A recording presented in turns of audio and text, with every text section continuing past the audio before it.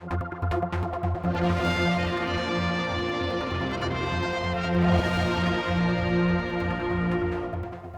you've been sort of awarded this commendation. Yeah. Reluctantly, I understand. Yeah, but look, I mean, after when he obviously gone to hospital and that, and he came back, and I think the results was a couple of bruises on his ankles and his back, and a fractured wrist.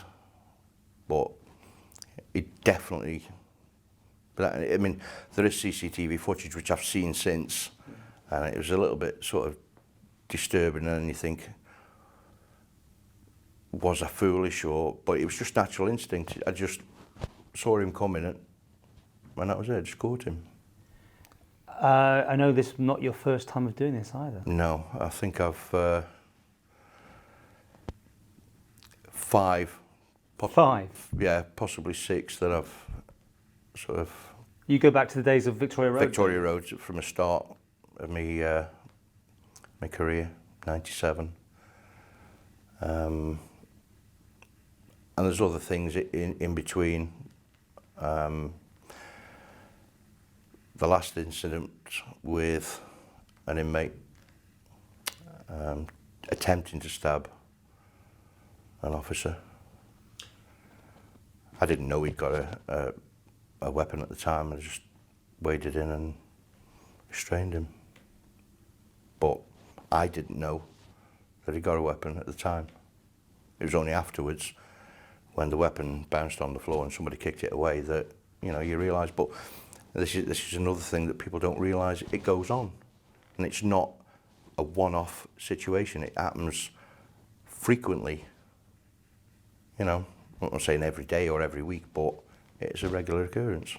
Is that because this prison has to deal with such a variety of inmates, whereas in the UK there'd be more specialised areas, do you think? Yeah, I mean, it's one of those where you couldn't afford really to put a remand wing for drink drivers, assaults. You just couldn't do that. So everybody lives in a little community, but you've got sort of Douglas don't like the Foxdale. Foxdale don't like St John. I know, and they all come into contact. And it's not interesting. You think about that in the States, don't you, with the different sort of ghetto areas or something, but not in the Isle of Man. You wouldn't think of it, but it does happen. It's on a smaller scale, but it happens. Well, I mean, 5 years, and you worked in both prisons. I mean, we're going slightly off target here with the conversation, but what's it been like here compared with Victoria Road? It's a lot cleaner. It's a lot more sort of, a lot more clinical. Whereas Victoria Road was all slop out, and this is more clinical. Where each inmate is, they leave the wing for work or classes, and they're logged out, they're logged back in. You know exactly where they are.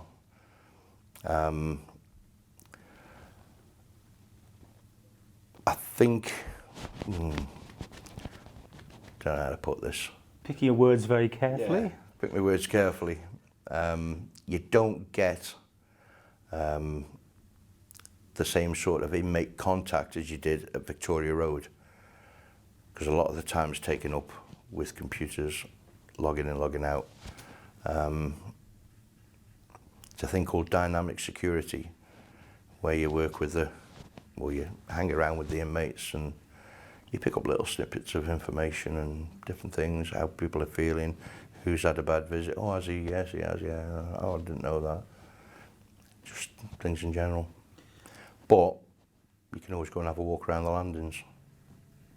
And would you recommend it as a career path? I mean, you've made it yours. Yeah. It takes a certain kind of person, I think, to do it.